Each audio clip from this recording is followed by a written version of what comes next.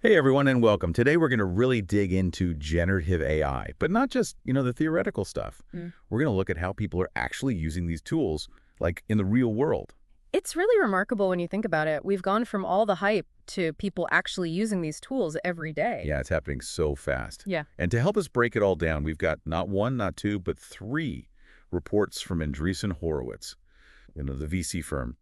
They've been tracking the top generative AI apps. And let me tell you, there are some fascinating insights here. Oh, absolutely. And one of the big takeaways, ChatGPT is still king of the hill. Yeah, ChatGPT, it's everywhere. Back in June of 23, it was getting something like 60% of all traffic to the top 50 AI websites. Can you believe that? That's wild. 6 out of 10 people were all using the same tool. It's like everyone going to see the same movie. Exactly. Yeah. That kind of early dominance is almost unheard of. And it makes sense, right? ChatGPT was early to market, it's easy to use, you don't need to be a tech expert to figure it out. But here's the thing. That lead might not last forever. Oh, really? You're saying there's hope for the competition? There are definitely some strong contenders emerging. The Andreessen Horowitz report highlights a few, like Perplexity and Claude and Rick. Even ByteDance, the company behind TikTok, is getting in on the AI game. Hold on. TikTok is making AI now. Things are moving even faster than I thought. What's interesting is Perplexity is actually keeping people on their site longer than ChatGPT, over 7 minutes compared to 6, according to similar webpick. Why do you think that is? That's a great question, and I think it speaks to how these AI tools are evolving. Perplexity sets itself apart by connecting directly with online research so you get more context and verified sources with the responses. People seem to really value that extra layer of, well, proof. It's like having a friend who always knows the answer and can back it up with evidence. Speaking of friends, remember when AI companions were just a sci-fi fantasy? I know, right? Well, get this. They're becoming mainstream. Character.ai especially has absolutely exploded. It's really remarkable what they've tapped into. With Character.ai, you can create and interact with these AI companions. And it's not just about chatting. These AIs are becoming friends, confidants, even creative collaborators for some people. It's like having a brainstorming buddy available 24/7. And here's the really mind-blowing part. The average character, AI user spends 2 hours a day on the platform. 2 hours. That's more time than a lot of people spend with their actual friends and family. It really goes to show how powerful these AI companions can be. People crave connection, and they're finding it in these surprisingly nuanced AI interactions. It's really making us rethink what companionship even means in the digital age. It's like, what even is real anymore? But let's move on to something else that's interesting. We talked about how people are using AI, but what about where? On their phones? Computers? Is there a difference? Oh, there's a huge difference. It's like two different worlds, actually. The Andreessen Horowitz report actually makes that distinction. On the web, you've got more screen space, more processing power. So people are naturally drawn to more complex AI tools, like think AI, video editing, music composition, even digital art platforms like Leonardo.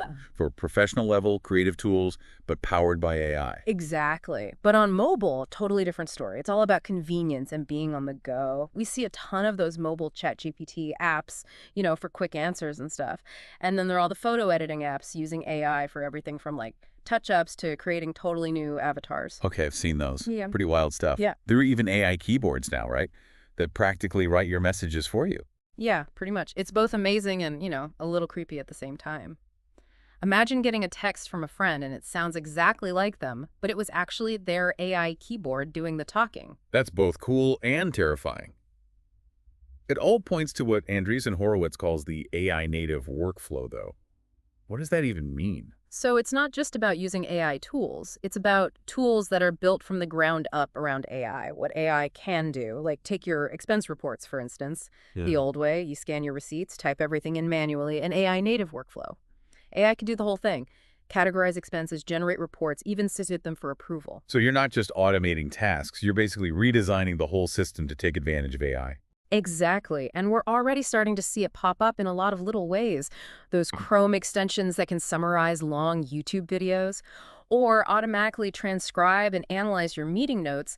That's the AI native future starting to peek through. It's like having a superpowered assistant working right alongside you. Amazing, but also, a tiny bit scary. Yeah. What's next? Are the robots going to take over completely? Let's not get ahead of ourselves. This tech is incredible, don't get me wrong, but we're still in the early stages. The real question is, how do we want to shape how it develops? That's a really good point. It's not predetermined we have a say in this. So where do you see all this going? What does the future hold for generative AI? Well, I think the future of generative AI has a lot of potential. But I also think it's important to remember that AI, it's not like some far off thing anymore. It's here now, it's changing rapidly, and it's really impacting our lives in big ways. Yeah, no, you're definitely right. It's moving so fast. It feels like every day there's something new and mind-blowing to wrap our heads around. So before we wrap up this episode, I have to ask, what are your final thoughts on all of this? What's the one thing you really want our listeners to take away from our deep dive? I think the most important thing is to remember that the future of AI isn't set in stone. It's not something that's just going to happen to us. It's something we're all creating together. Every choice we make, every tool we decide to use, every interaction we have with this technology, it's all shaping the future of AI. So it's not a spectator sport, it's a team effort. Yeah, exactly. So stay curious, stay informed, and most importantly, stay engaged. This is a story that we're all writing together. Well said. A huge thank you to you for joining us on this wild ride into the world of generative AI. And to our amazing listeners out there, thank you for tuning in. We hope you enjoyed this deep dive as much as we did. Until next time, keep exploring, keep questioning, and keep imagining the possibilities, because with AI, it seems like the possibilities really are endless.